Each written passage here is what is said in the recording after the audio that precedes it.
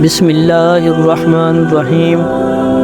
حضرت ابوبکر رضی اللہ تعالیٰ عنہ جو باجماع اہل سنت انبیاء علیہ السلام کے علاوہ تمام دنیا کے آدمیوں سے افضل ہیں، اور ان کا جنتی ہونا یقینی ہے کہ حضور اقدس صلی اللہ علیہ وآلہ وسلم نے ان کو جنتی ہونے کی بشارت دی، بلکہ جنتیوں کی ایک جماعت کا سردار بتایا اور جنت کے سب دروازوں سے ان کو پکار اور بلاوے کی خوشخبری دی، اور یہ بھی فرمایا کہ میری امت میں سب سے پہلے ابوبکر جنت میں داخل ہوں گے۔ ان سب کے باوجود فرمایا کرتے کہ کاش میں کوئی درخت ہوتا جو کاٹ دیا جاتا، کبھی فرماتے کاش میں کوئی گھاس ہوتا کہ جانور اس کو کھا لیتے، کبھی فرماتے کاش میں کسی مومن کے بدن کا بال ہوتا۔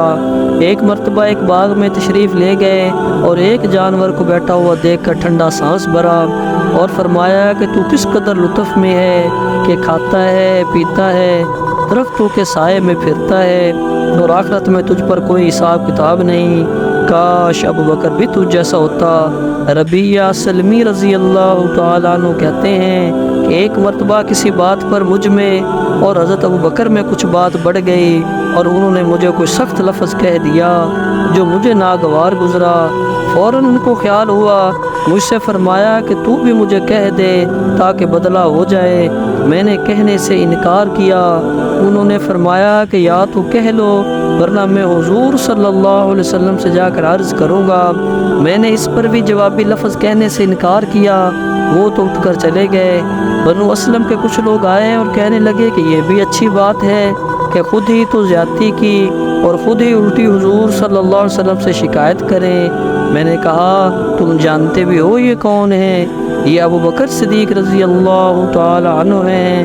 اگر یہ خفا ہو گئے، اللہ کا لاڈلا رسول صلی اللہ علیہ وسلم مجھ سے خفا ہو جائے گا اور اس کی خفگی سے اللہ تعالی شان ناراض ہو جائیں گے، تو ربیہ کی ہلاکت میں کیا تردد ہے؟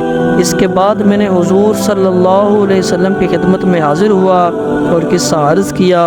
حضور صلی اللہ علیہ وسلم نے فرمایا کہ ٹھیک ہے، تجھے جواب میں اور بدلہ میں کہنا نہیں چاہیے، البتہ اس کے بدلہ میں یوں کہ اے ابوبکر اللہ تمہیں معاف فرما دے۔ یہ ہے اللہ کا خوف۔ ایک معمولی سے کلمہ میں حضرت ابوبکر رضی اللہ تعالی عنہ کو بدلہ کا اس قدر فکر اور اہتمام ہوا کہ اول خود درخواست کی اور پھر حضور صلی اللہ علیہ وسلم کے واسطہ سے اس کا ارادہ فرمایا کہ ربیہ رضی اللہ تعالی عنہ بدلہ لینے۔